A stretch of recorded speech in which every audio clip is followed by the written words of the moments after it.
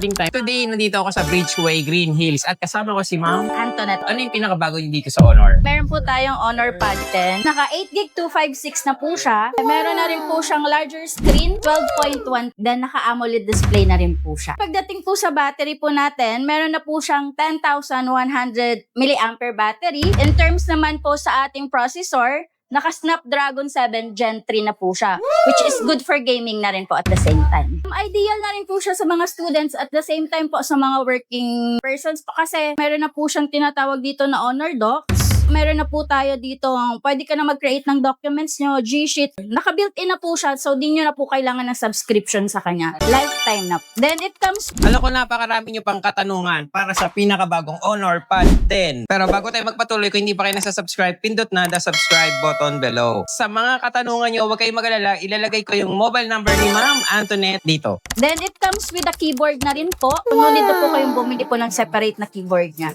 Yung keyboard po is detachable. Bluetooth keyboard po. Pwede nyo rin po siyang tanggalin po. Para sa mga hindi na makapigil na gusto nang bumili nito. Pad 10 po natin, worth 17,999 po. May keyboard na po siyang kasama. Honor Pad 10, isang variant lang po meron tayo, which is yung 8GB RAM, 256GB internal memory. Saan naman kayo pwedeng makita, ma'am, kapag gusto nilang bumili sa inyo mismo? Pwede po kayo mag-visit dito po sa store natin, which is located po sa Bridgeway, Green Hills. Message sent yung name ng store po namin. Ma'am, ano pang ibang mga phone na meron kayo dito? Meron po tayo dito X9C, which is ito po yung pinaka-bestseller po natin. 16,999, naka 5G na po yan. Then, naka 12GB RAM to 56GB internal memory. So, siya po yung may pinakamataas na battery as of now, which is 6,600 mAh with 66 watts po. It comes with po Honor gift set. So, meron na po siyang tumbler, tote bag, then umbrella po. Meron po tayong Honor 400 Pro.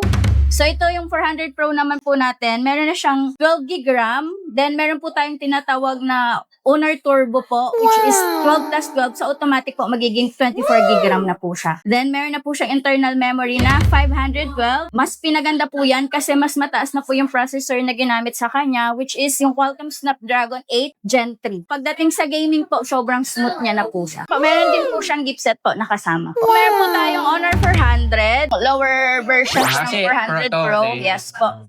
So, same po sila na 12GB, 512. Ito kasi may pagka-curve po yung body po nito. Ito naman, flat lang po siya. Pero mas ideal siya, lalo na po sa mga maliliit po yung daliri kasi handy na po siya. In terms of AI po kasi si Honor po, meron na po tayong tinatawag na AI eraser, wherein po pwede nyo na pong burahin po yung mga unnecessary things or persons or yung mga photo bombers po. So, isi-circle nyo lang po yung gusto nyo pong burahin. Need lang po natin ng may internet para po ma-delete po yung mga gusto nyo pong i-delete.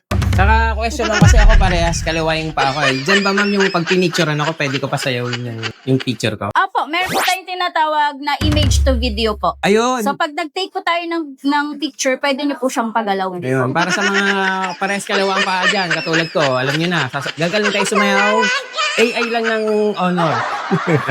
Then, meron po tayo, isa din po sa pinaka-latest natin, yung Honor X7D, which is sa kanyang price range po na 9,999. Meron na po siyang 512 na internal memory po. Siya na rin po yung may pinakamataas na battery po sa ganitong price range, which is 6,500 mAh. Then, naka 35 watts na po siya.